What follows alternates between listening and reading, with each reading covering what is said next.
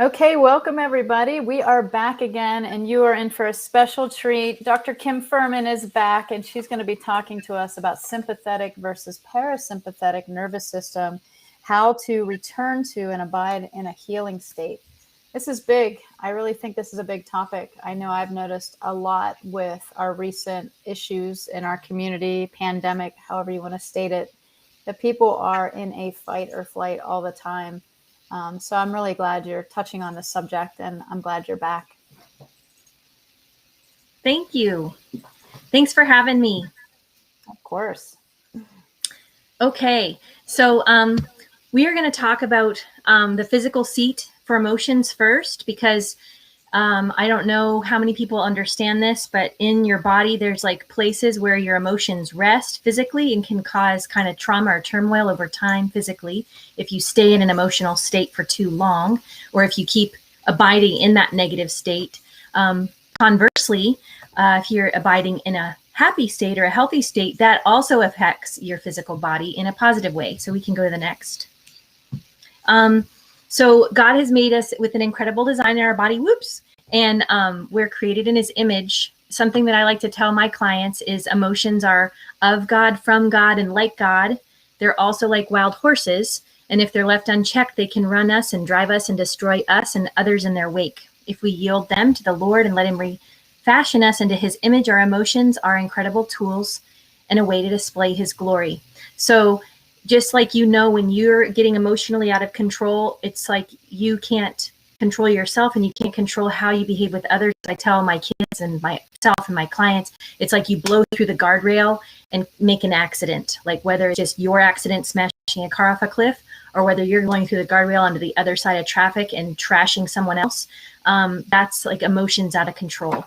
A horse who's under control with a bit and bridle is an amazing tool. A horse that's out of control can cause a lot of damage. The same thing for emotions. Next one. So God is a God of order, and it makes sense that all the different times of the day, your different systems get attention. So we're going to be talking about two things. We're going to talk about when different emotions are, or when different organ systems are getting your full attention. It kind of goes cyclically through your body through the day.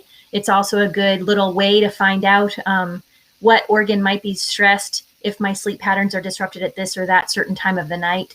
If I always have a slump at this certain time of the day, what might be in stress, and then you help yourself support it. So it's just a way you can wisely support supplements or change your diet or change what you're drinking or what you're doing or thinking.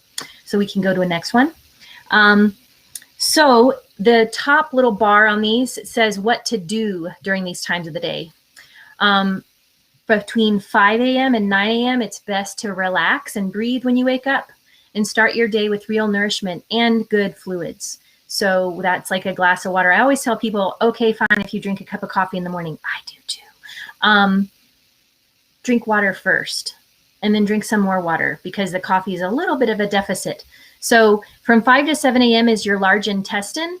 Most people in health wake up and poop. That's just what they do, because their body's been working on their food all night long. Their intestines have been pulling all the nutrition out of the food they ate yesterday all night long. And now it's time to get rid of everything that was stored up in it. So that's a good time for your body to move the bowels and make room for the new day's nutritional intake. It's great to drink a glass of warm water with lemon juice to stimulate your bowels and get your lymphatic system moving to remove the toxins from the night's cleansing. That's a really good way to start your day. Some people do apple cider vinegar, whatever. 7 to 9 a.m. is your stomach. So I always tell people, if you're going to have your 3 meals a day, it is really good to have your breakfast before 9. And that's still, if you eat your last meal around 6, that still kind of constitutes as a intermittent fasting time, where you've got a long stretch of time where you don't eat anything at all. We can go to I like this part of this at the end. Eating a big breakfast helps keep your blood sugar stable and even. It helps keep your mood even, and it gives you the stamina to not just get through the day, but enjoy your day. There's an old saying that says, eat breakfast like a king, lunch like a prince, and dinner like a pauper. A lot of people aren't fans of breakfast anymore because of this intermittent fasting craze. That's like, don't eat anything till 4. And then like from 4 to 8, you're like, blah, just eat whatever. So I think it's better to give your body like nice meals on time on a schedule. I tell people that we grow up and we eat like fourth graders with no parents, just whatever you want, whenever you want, however much you want. And then we regret it. And so tomorrow I'm going to do better. And then you stuffed yourself so much at night before bed that you don't want to eat any breakfast. Then you have a great big cup of coffee and you don't want to eat anything. So then by the time you're hungry, you're starving, and then you eat all the wrong things again. So it's kind of a way to start a better way of life, to start a better diet for your health. Go ahead. So then from 9 to 11, we have pancreas and spleen. Your stomach passes the contents on, and the enzymes from the pancreas continue the digestive process. Carbohydrate energy is made available. This is a great time to eat your largest meal of the day between that time of day. The stomach and the spleen are intimately connected. They relate to the emotion of worry. If you're a worrier, this is just a question. Do you drink coffee and skip breakfast? It might not help you with your worrying problem or your anxiety issues if that's the case. Then at 11 to 1, you have your heart focus. The food materials enter your bloodstream, and the heart pumps the nutrients throughout the system, and it takes the fat requirements it needs. The heart and the small intestine are buddy organs. They need each other. God designed the heart, blood, and intestines to nourish the whole body. If you think about the heart and the intestines, your intestines have circulatory vessels that go everywhere. And so as your heart pumps, it's going to carry the nutrients, the little bitty nutrients that should be in your intestines all around your body. That's why they're buddies. Okay, next. Then from this time of day, from 1 to 5, you focus on digesting, breathing, relaxing, hydrating. 1 to 3, we have the small intestine time.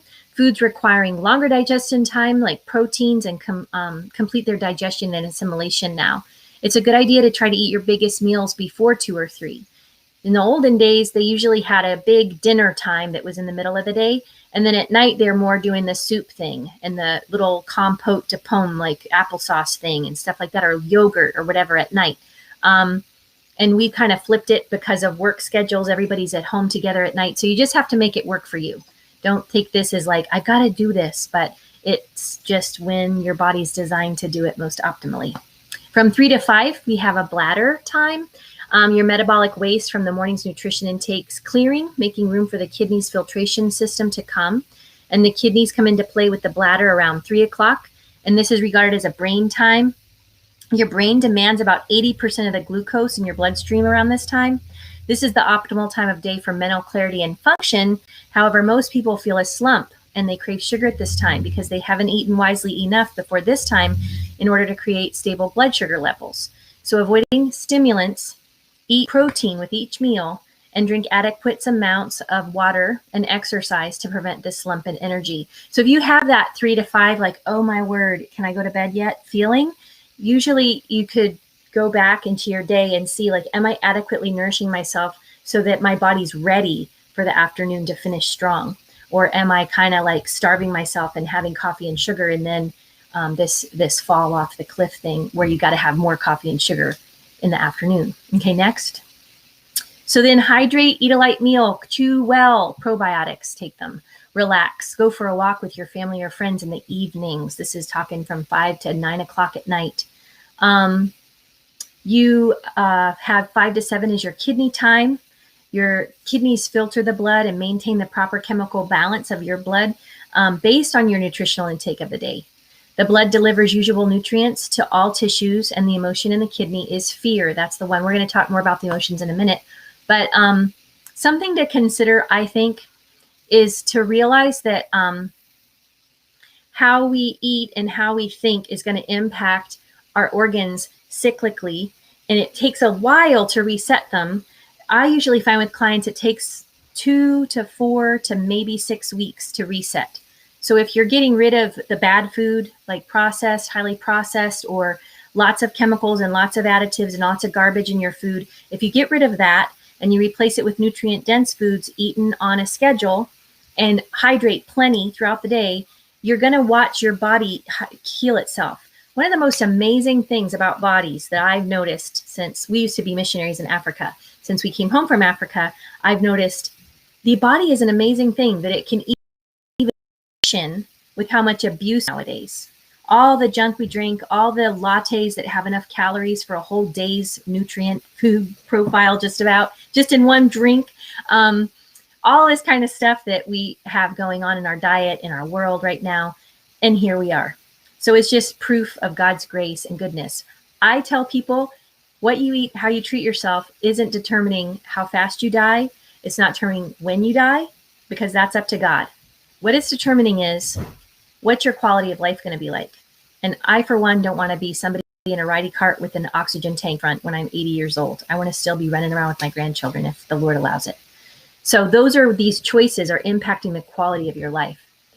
And your organs are trying to talk to you to help you adjust that quality so that it's better.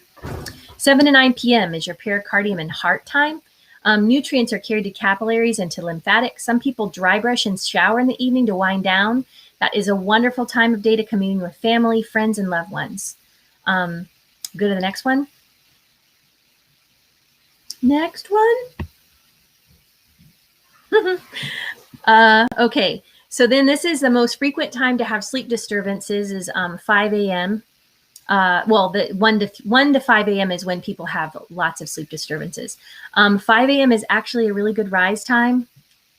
9 to 10 p.m. is a really good go night time. And it's just a good time to be quiet and still and hunger and thirst for Jesus time, I call it. So from 1 to 3 is liver time, and really common is to be awake and restless between those times, and then kind of fall back to sleep exhausted between 3 and 5, and then your alarm goes off and you want to cry.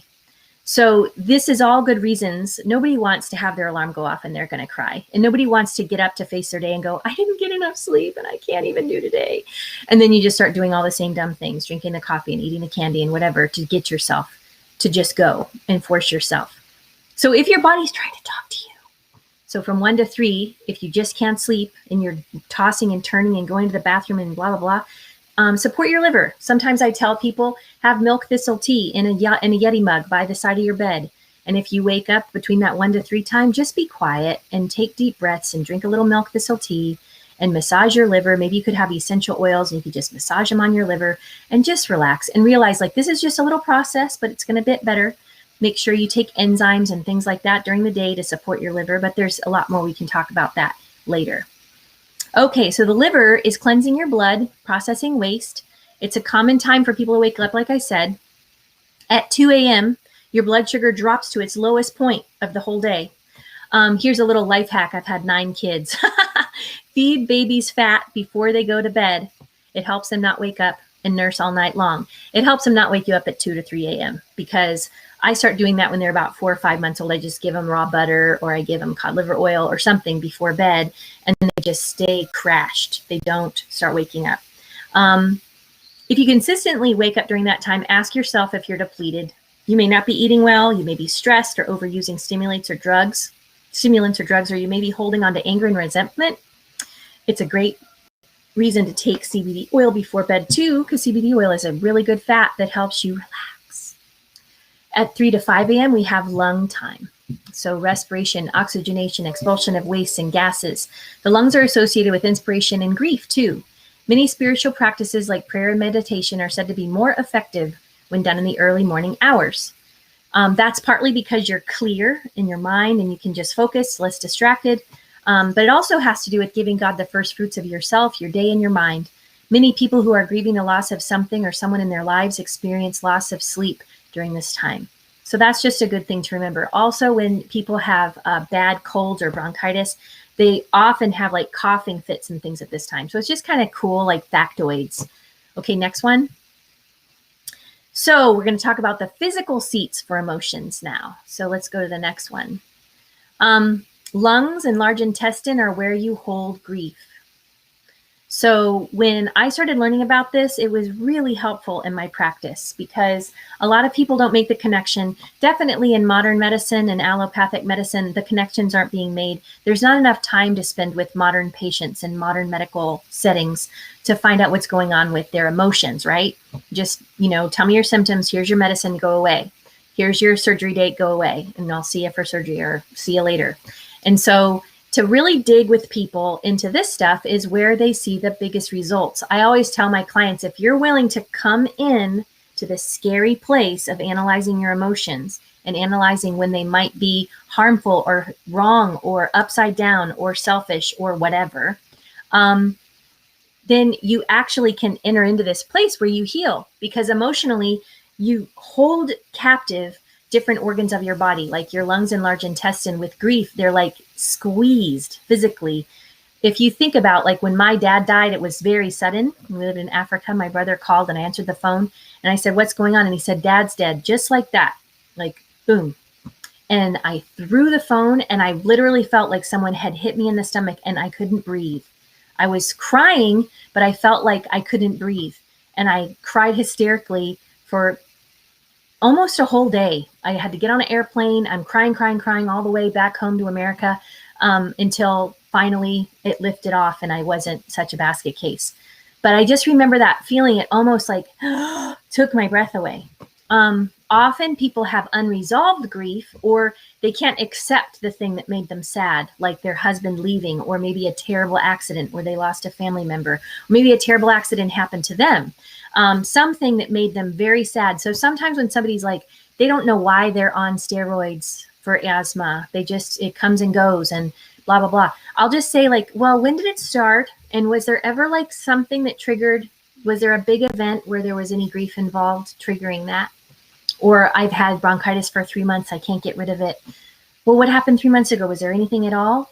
And if there was, it's like, well, my dad died, or, well, I saw an accident with a tractor run over my little brother, my only brother, something awful, and then they can't get past it. So that's part of our job, and it's an honor to just help people process through their pain and process their emotions and look at it and learn to deal with it in a healthy way so that it doesn't crush their body anymore. Okay, next. So joy is kind of cool because this is small intestine and it's lungs. But I like to think about this, like if you laugh, I think it's for 30 seconds, it actually is like going for a run or doing something physical. It's actually that kind of workout for your heart when you really belly ha-ha laugh. And so people that laugh a lot, they usually have lower blood pressure. And they usually have just more stable cholesterol levels. It's just interesting, unless they're laughing people who are also bitter. So you know what I mean? There's just like this thing where it's like, well, they laugh so much, it probably keeps them alive because they're also so bitter. So it's like the joy isn't some magic pill, but joy is definitely this converse emotion that lifts up your spirit and does wonders for your body. Next. Fear is the kidney. Fear, anxiety, worry, these all affect the kidney. Very often when I have someone who has chronic kidney issues, I always say that. Like, I'll look at their chart, like when somebody comes in and there's like, what are your top 3 reasons you're here? What are your top 3 things you're worried about? If it's somebody older, and I'm talking older, like a grown-up who's had time to develop and time to have really entrenched habits, and it's on them now. It's not like there's some kid at somebody's house. It's like, you're the boss of your life now. You're the one who's making these choices. Maybe bad things happened to you when you were young. I'm not saying that. It's like, get over it or something. But you now are the grown-up making choices of what you're going to do with your life now. How are you going to think, and how are you going to let it impact you? So whenever I have somebody with chronic kidney issues, I'll ask them, do you suffer from fear, anxiety? Every time it's been a chronic thing. They're like, how did you know that? And so then part of their healing journey is actually talking through and processing through, like, what do you do instead? And so most of the people that come to me are Jesus people, that I'm a Jesus person. And I'll just say, if the Bible says, be anxious for nothing, and in all things with prayer and thanksgiving, make requests known unto the Lord, in all things, be anxious for nothing. He doesn't give us room to be anxious. That doesn't mean we're never going to be anxious.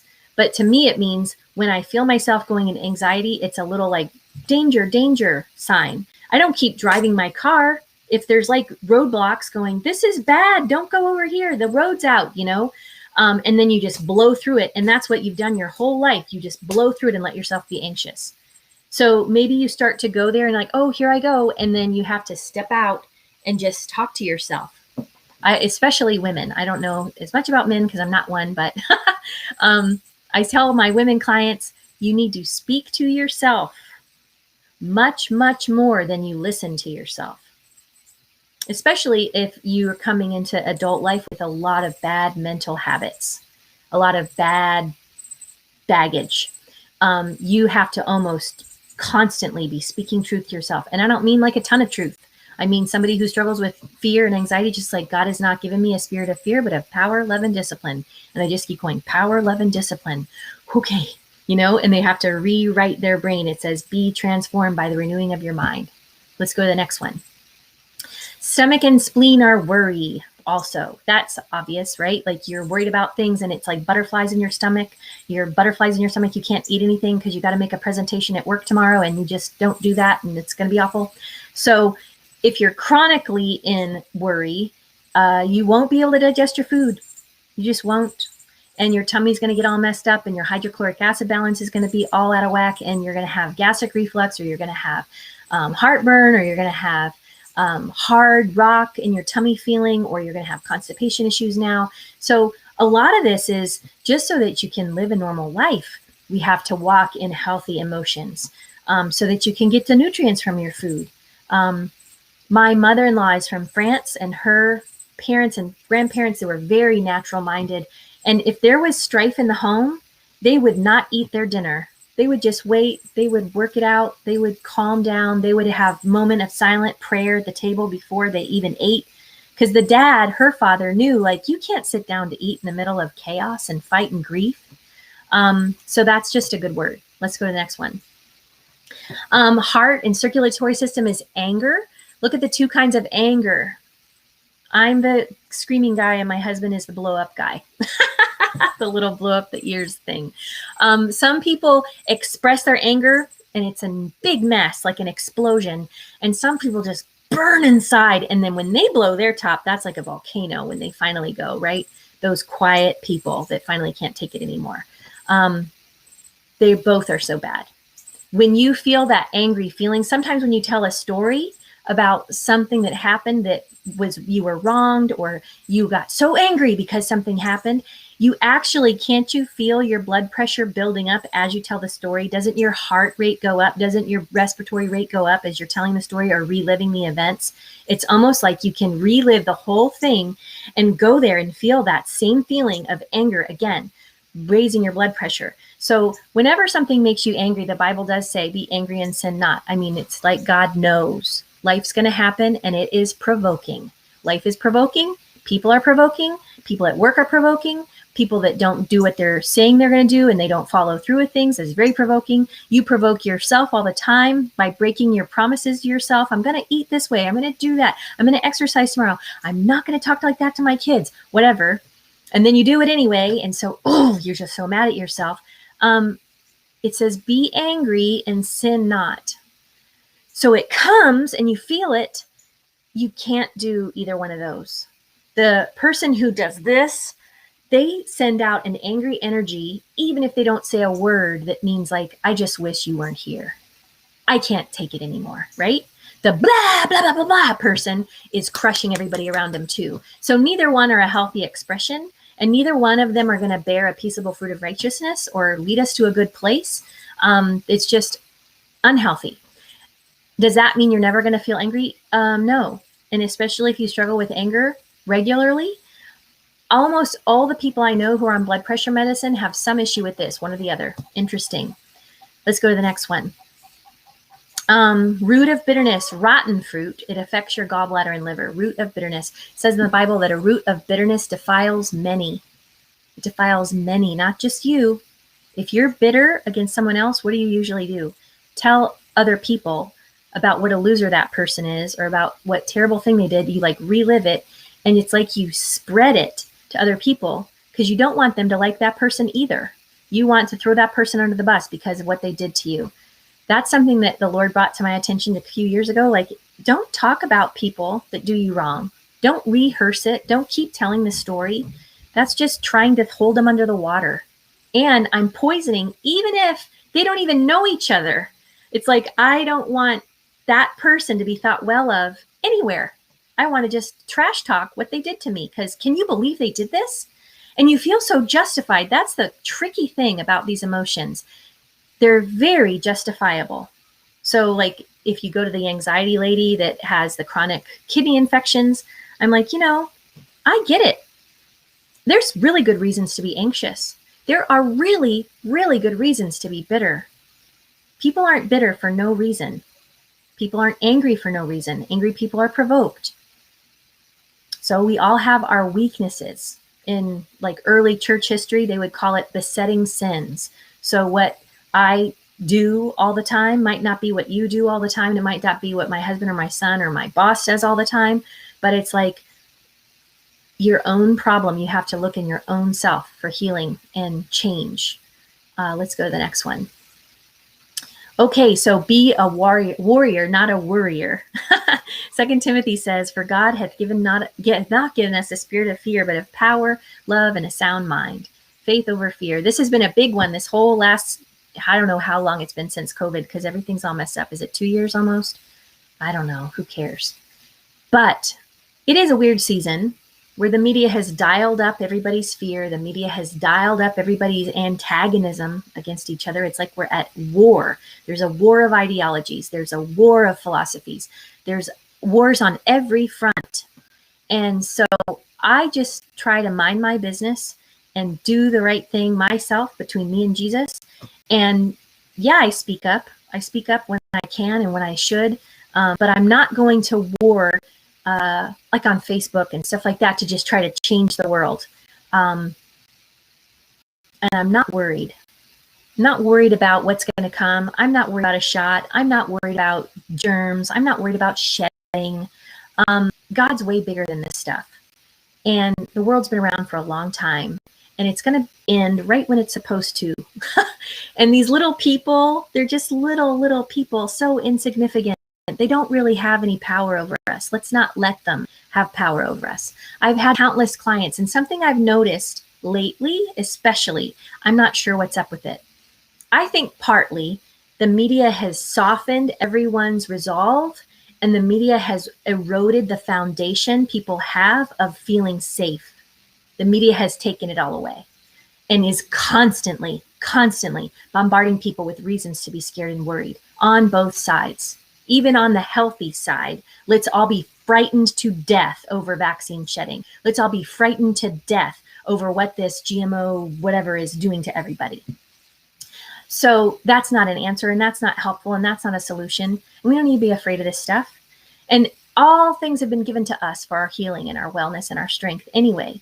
There's amazing supplements and amazing foods if we would just go back to eating what God made the way he made it. And this whole thing, this concept of faith over fear, we're going to get into what's going on with your parasympathetic and your sympathetic nervous system. We've been studying this for 2 years as a family. And as a practice, this is my whole practice, is abide in Christ, just relax. You cannot control things. You cannot control people. Just you and Jesus. So let's go to the next one. Truth over feelings. That's that going back to that thing where you speak to yourself. Your feelings cannot run you. Backing up to what I was going to say earlier, I have clients coming all the time that are really sick with different things, right? Maybe it's just the flu, or maybe it's just a cold. Who knows? Because these tests are so whacked. But they come and they're so upset. And something I've seen happening is hysterics. I don't know if a lot of people have been seeing this, but I've seen legit hysterics from people that are solid, smart, sweet people. I think partly it's because maybe how viruses are impacting them, like modern new, perhaps GMO sicknesses, are jacking up people's ability to reason and process. I think that fear totally takes away your ability to reason and think rationally. You're like in your emotions and just like off the charts, and you can't get called back to sanity. So you have to speak to yourself. I always tell people, real simple, have a real simple solution. When you feel like your feelings are getting out of control and they're like wild horses taking you over the edge, just say, I believe, Lord, heal me of my unbelief. I believe you're in control. I believe you've got this. I believe I don't have to be afraid. Next one. Okay, There is no fear in love, but perfect love casteth out all fear. That's something I'll tell people. Just print that out and stick it on the mirror. Stick it on the back of your phone. Go to the next one. Okay, so fear ends your ability to reason and think rationally. Stop. Because you can feel it. You can feel when you're doing it. Sometimes there is a cool saying that says, the faster you return to the parasympathetic system, the faster you return from freak out, because life will freak you out. Trials will freak you out. Accidents will freak you out. Bad sicknesses will freak you out. Bad news will freak you out. It will freak you out. That's going to happen. This is the world we live in. How fast you return to peace is a mark of your spiritual and emotional maturity. How quickly you return to peace. You know what, PhD level is? 1.5 minutes. 90 seconds and I can be totally, we're okay. And I dare you to do that on your own. You need God to do that with you. You can't do that on your own, not consistently. So the autonomic immune nervous system is what we're going to talk about. This is a network of neurons connecting the CNS central nervous system to your internal muscles and organs. It functions continuously all the time, whether you're awake or asleep, and even when you're under general anesthetic. It regulates the activities of your cardiac muscles, your smooth muscles, and your glands. Next. So we need to know the difference between parasympathetic, which I call abiding in Christ. You can call it what you want, but that's what I think it is right there. That's peace and rest no matter what. If you're in the sympathetic, that means you're in panic, you're in fight or flight, and you need to return to Christ. Okay, next. God designed this whole nervous system thing for our protection. I always tell people, if they're really struggling with being in their sympathetic nervous system all the time, what are you watching? What are you listening to? I used to watch horror movies way long time ago, like when I was way young in college. And it's weird, isn't it? If you like to watch things like that, how you don't want to watch and you want to hide your face, but you want to watch. It's weird. And what I was doing when I watched those things was I was making my heart race. It was almost like you're getting off on being afraid, right? It's like, oh, this is exciting. Be so afraid. Or extreme sports are one of the reasons people like it is because it's scary and it's on the edge. So we do all these things in modern life that push us onto the edge and push us for entertainment's sake into this nervous system state. It's so dumb. And so I'll have people with adrenal fatigue and I'm like, well, what do you do when you can't sleep?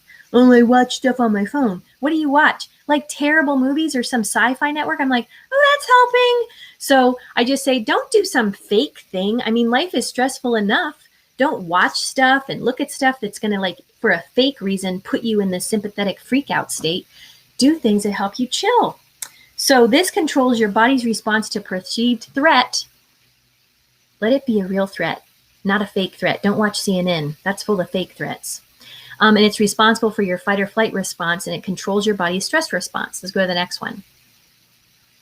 So your body indications during the sympathetic response are your heart rate will increase. Think about this, because some of them you can feel yourself. Think about the last time you were afraid, the last time you heard a thump and then your baby screaming bloody murder, or the last time somebody pulled in front of you and you swerved and you barely missed having a crazy accident. Think about that feeling, okay? Your heart rate increases.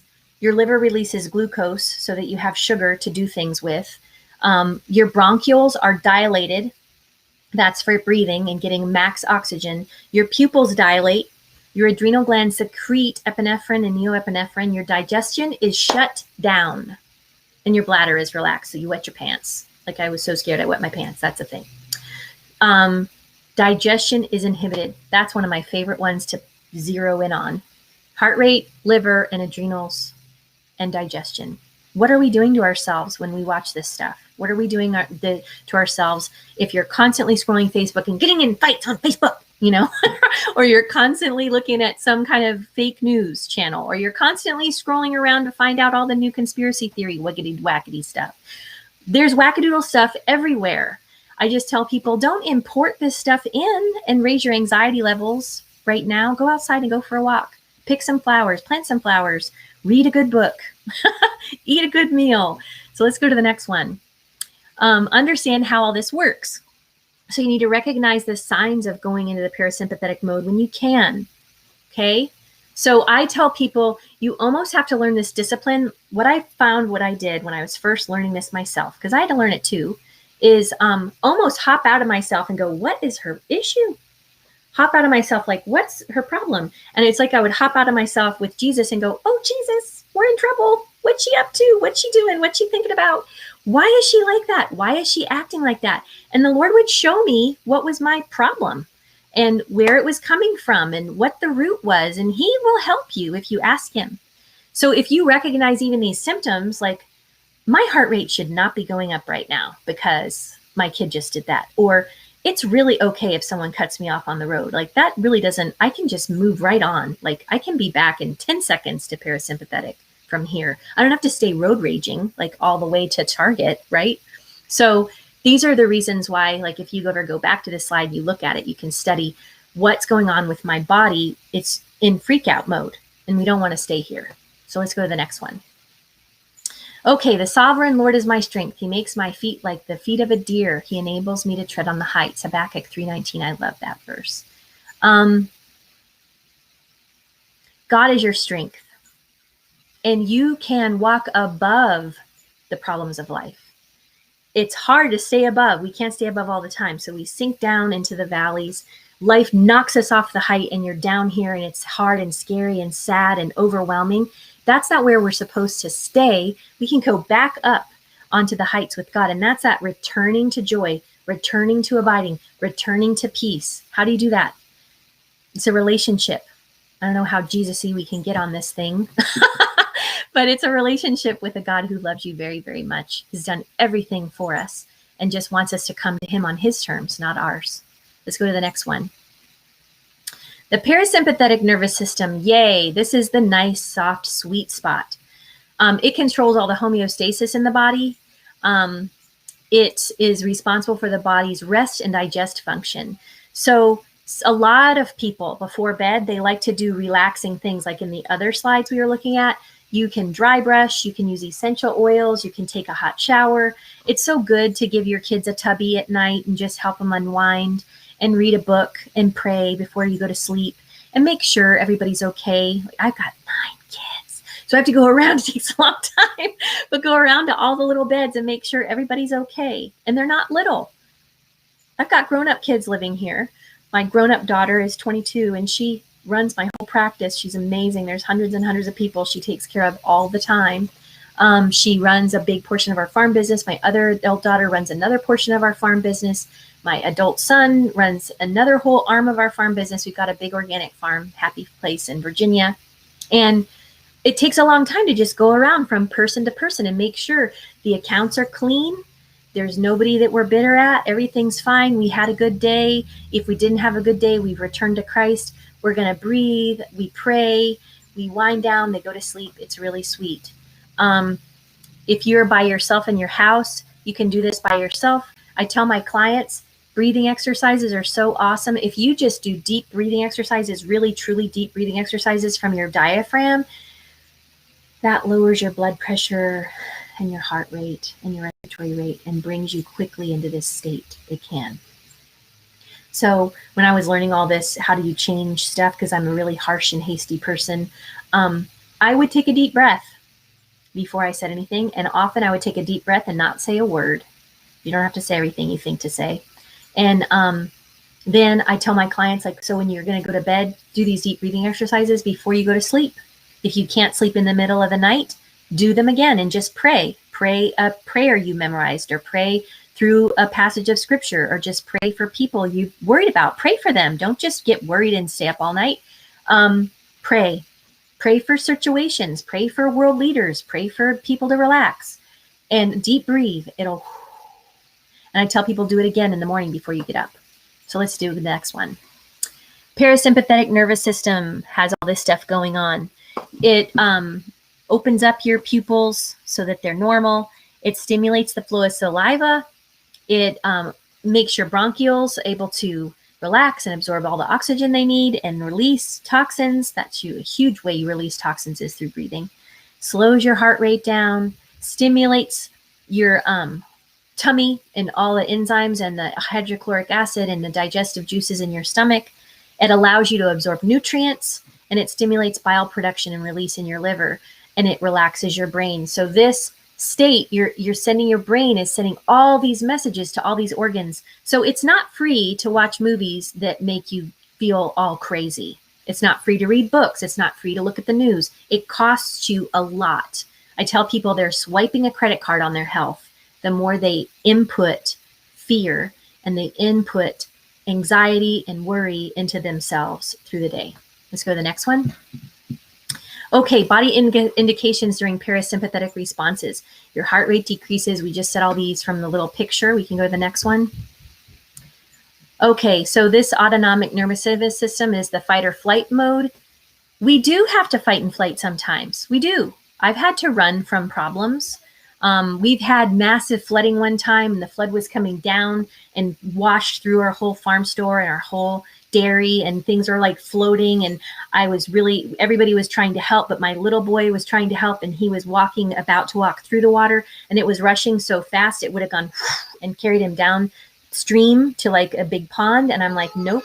So, you're, come here, like you're yelling and you're screaming and you're getting through that, right? But we didn't stay yelling and screaming and freaking out. We cleaned up as much as we could. Everything calmed down again. It was a huge mess. We're all hands on deck, get it all cleaned up. I was on top of watching where the little people were so they weren't stupid in the water. And then everybody's in the house. Let's sit by the fire. Everybody get dry clothes on. Let's get a cup of tea. Return to the parasympathetic. So life is going to happen where something scary happens. Give yourself a time to return to parasympathetic. Don't just keep going. That's another thing with our culture.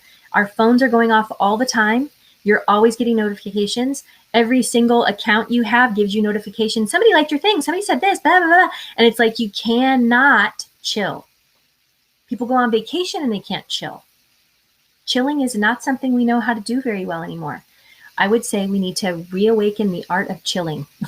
We need to reawaken the art of chilling as a family, chilling as couples, chilling as people, so that you can return to this parasympathetic mode. When you do that, it totally helps your body heal and restore itself.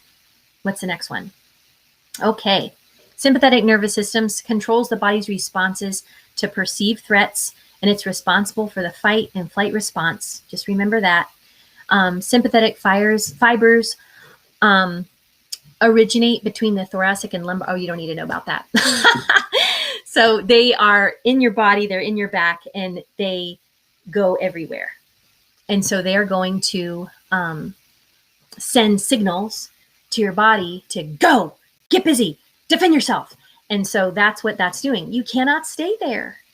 And the hysterics I'm seeing in my sick people now is not normal. It's not historical. Maybe it's historical from some part of history I don't know anything about. But people are in PTSD because of the world we live in, because of the media they look at, because of the lies they're listening to on both sides of the spectrum. They are crazy, making themselves crazy. I can't even, it's just like trying to help people and they're absolutely hysterical. So all I can do is just pray for them. I pray for them. I pray with them. I give them Calm Day. I give them CBD oil. I give them hemp boosts. I give them SPMs. I give them things for sure to help them. We talk seriously about sugar. I give them food. I give them bone broth soup. I give them stuff. I'm just like, here, just take some food so you can eat real food. Don't eat that. So give me that chips. Don't do that anymore. Here, what's that coffee from? No, let's just bye-bye. You can have some kombucha. There. And drink plenty of water. Now, what's your verse? What are you going to hold on to? Text me if you need me. Don't leave people alone. People are scared and they need people. We need each other. We're designed to need each other. And so when I'm in a low place, I have my people I can call to help pull me out. When my people are in low places, I'm just here. It's an honor to be kind of strong and help people come back to where they can heal, come back to this place where you're in parasympathetic. It controls the homeostasis of everything. It helps you rest.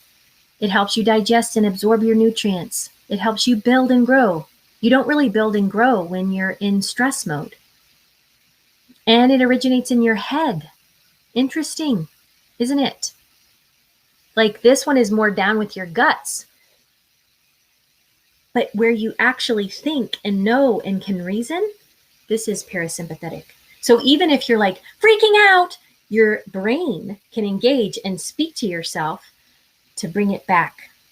in a minute and a half. That's the goal. What's the next one? Okay. So when you're in parasympathetic, you're keeping your body's energies use as low as possible. You're not using up tons of energy when you're in parasympathetic. When you're at rest, I mean, even think about a baby playing on a blanket. They're just chilling. They're not using a ton of energy. Think about somebody running around because there's a fire in the kitchen. They're using a ton of energy. So they're in sympathetic and they're rapidly producing energy and pounding their hearts. Your blood pressure and your heart rates are regulated at normal levels and at low levels in parasympathetic. Your gastrointestinal tract is active. You actually close the cell walls of your digestive tract when you're in sympathetic. When I have people that with leaky gut, I always ask them what their entertainment choices are. Are they watching crazy, dark, evil, fight, run, hide movies and shows? And that's so addictive. And so it's hard. It's like you've got to recognize these things that you might have allowed yourself to get addicted to and how much harm they do you. Come back to this better place. It's such a better place. Get outside, people. We can go to the next one. Thou wilt keep him in perfect peace whose mind is stayed on thee because he trusts in thee. That's another one I love people to just take it. Just memorize it. Stick it on the wall. Put it on your steering wheel. Put it on the back of your phone. Remember, he will keep you in perfect peace whose mind is stayed on thee. What do we just talk about? We're talking about your mind is actually in more control. It can be. Your mind can be like the bit in the bridle, pulling those emotions back into place. And all these things are kind of cool when you look at them all together. You might have to, I talk so fast, you might have to go back and later and look at slides if you care. But the different organs are talking to you throughout the day. When you're tired, when you're agitated, when you're awake and you shouldn't be, all that is your body like, hey, I need a little attention. Hey, I'm a little abused right now. Hey, could you please? And you can research it yourself. Like, what do I do to support a liver? You eat beets and you do beet kvass and you do kombucha and you do enzymes or you do milk thistle tea or you do a liver cleanse. I love people when their livers are just trashed to do like a live clear and to do pro greens and stuff like that. And just reset their liver. Love it. Love it. Have some milk thistle tea on the bedside table or a little bit of liver and gallbladder tincture. And you just put some in a little bit of water and drink it in the night. Just a teeny tiny bit, you know, just, hey, I hear you. I'm sorry. I've been smashing you. I've been out of control. Think about your friends. Think about who you're hanging out with. Think about what you listen to. Are they helpful?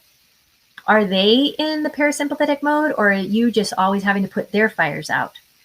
I mean, I had all clients all day long yesterday. I had a lady come and she wanted to see me. She's in a panic. She got some testing done that was positive. She's all freaked out.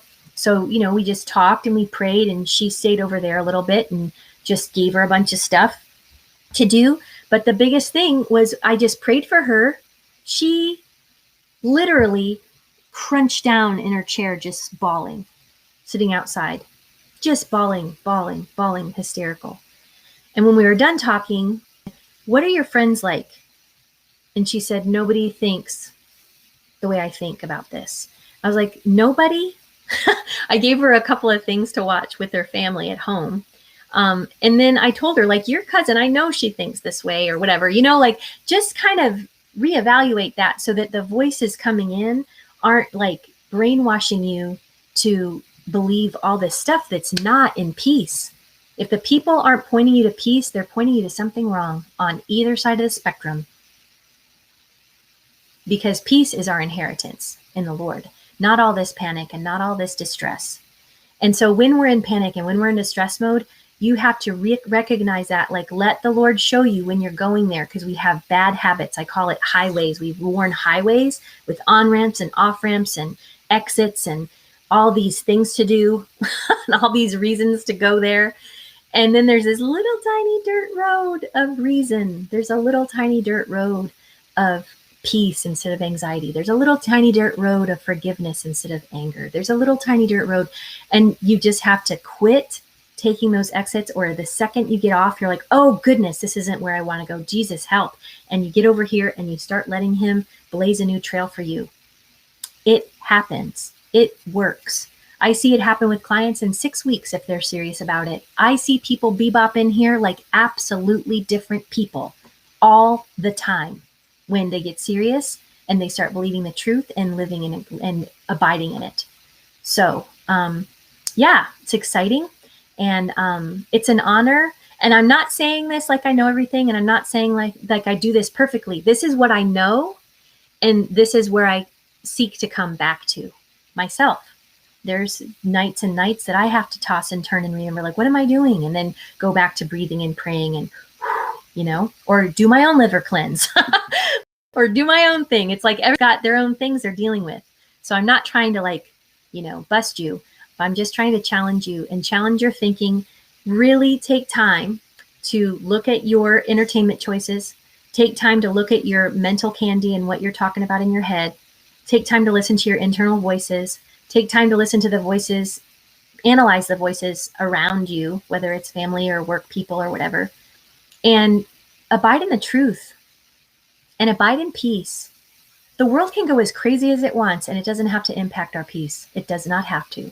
Let it go crazy, and you stay in peace. So God bless you guys, and thanks for having me.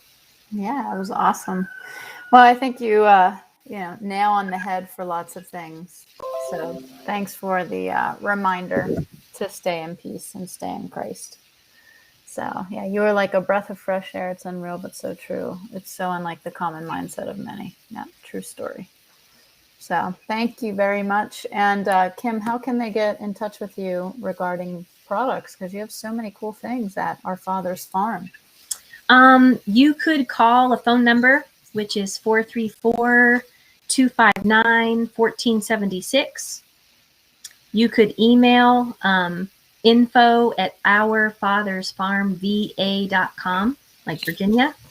Mm-hmm. And I do phone consultations and kind of like, I wouldn't call it counseling because I'm not a licensed counselor, but I just talk to people and do phone consultations a lot. And yeah, what else? I wrote a book recently, and so that is available if you order it just through me, like through the phone number or the email. Yeah, there you go. And that was just a really fast, wrote it this summer thing. It's a really great resource for people who want to know like all the things. It's in here. It's in this book, and it's awesome. And you can get this, Journey Back to Health by Kim Fuhrmann. And there's your cute family. Tracy's husband did the cover. Didn't he do a good job? He did do the cover. He did do a good job. But you did a great book. And, the thing that I noticed when I was at your farm recently for your birthday was that your entire family contributes to everything that you guys do. So it's not just one person. It's a community of believers in Jesus. And that's what makes it super special. So get the book. You will not regret it. And you will need it. So you're going to need it. Trust me. I know we can try to ignore the world and say it's crazy, but you're going to need this book when it blows up. So, all right. Thanks, well, Kim. Thanks for having me. Love you, friend. All right. I love you too. See you guys.